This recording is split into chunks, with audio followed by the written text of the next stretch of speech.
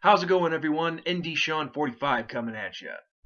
Before I get to my recap from the blue and gold game earlier today, I know this is long overdue. I probably should have done it before, but the thing is, I just started a new job not too long ago, so I've been very busy to get on here. But to the Notre Dame men's basketball team, congratulations on one amazing run in the tournament this year, on a phenomenal season. You guys have nothing to be ashamed of. Hang your heads high, and you made this Notre Dame fan proud, and you made the whole University of Notre Dame and its alumni and fans proud.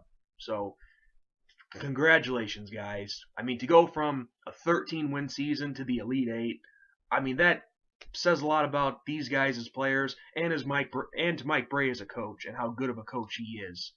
To bring out the best in these in all the players that he gets, whether they're high elite or not, uh, it says a lot. And it's starting to show that Notre Dame is not just a football school anymore.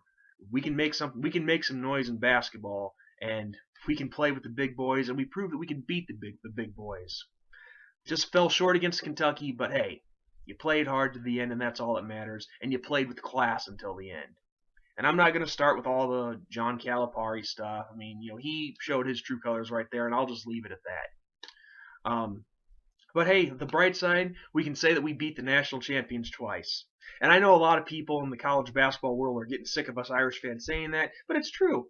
I mean, as I said before, we proved that we can play with the big boys and beat the big boys. And to say that we beat the national champions twice, I'm gonna run with it because that says a lot about our basketball program. So anyway, also to the women's team, congratulations to you as well for making the championship game of the women's tournament. Muff McGraw, she has always done a great job with that women's program, and she's a great coach as well. Unfortunately, they came up short, but there's some pretty tough competition in the women's uh, field as well. So I mean, you're gonna win some, you're gonna lose some. That's all there is to say about that. So to both basketball programs, congratulations on fine seasons from this Irish fan right here. Nothing to be ashamed of. You played hard.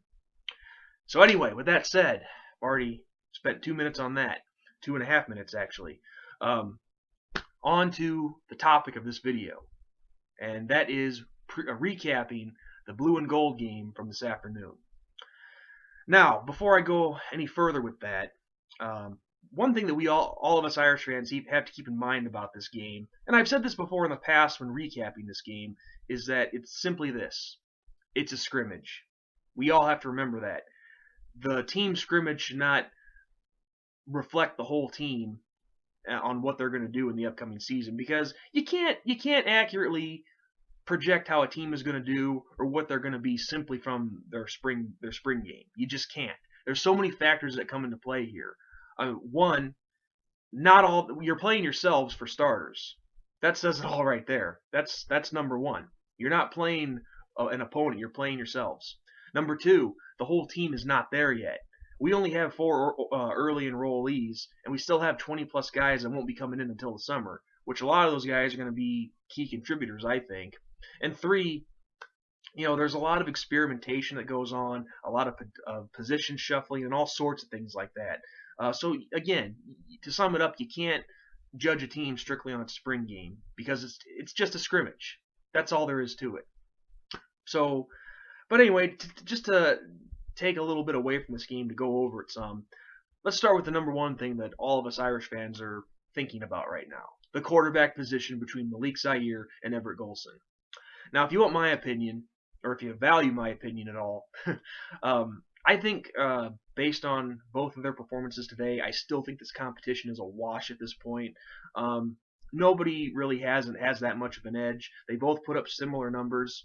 They both did some really great things out there today, but they both made some mistakes too. So not really much. You can't really see the change too much. Everett, he did a much better job with picking up his reads and just staying calm. Malik, he improved on his arm strength, but it's his accuracy he needs to work on.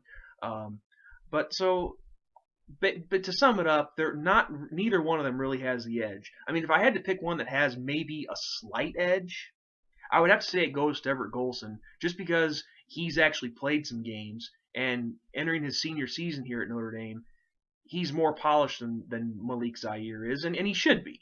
He should be. I mean, he's the most experienced quarterback we have on our roster, so it's only natural that he should be more polished. So if a slight edge has to be given out, it goes to him because he was able to, um, you know, oh, what's the word I'm trying to think of here? He was able to run things a little bit more efficiently, and he showed his polishness in there. So, but overall, neither one of these guys really has the overall edge. This competition, as Brian Kelly said, will continue into the summer when practice gets around here in training camp. So we'll just have to wait and see. Can't really take much out of the game today. They both performed well, but they both made mistakes. The running game, I was very impressed with that. Tarian Folston showed his explosiveness like he did last season. I read somewhere that his speed wasn't exactly where people thought it should be, but who cares? Well, I shouldn't say who cares, but he was doing everything that was asked out of him. He was hitting those holes hard. He was picking up yards, making things happen. Same with Greg Bryant. Now, this was mentioned during the broadcast, and I agree with this. Greg Bryant, as explosive as he is, he's missing his cuts a little bit. He's got to work on that. But other than that, I thought he had a pretty good performance today.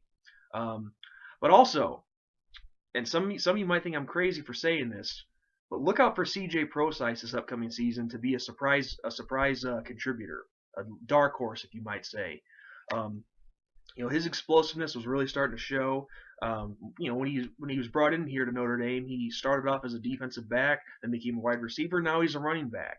So he has a lot of he's very multi-dimensional. So look for him to be a quiet contributor this upcoming season. That's just my opinion.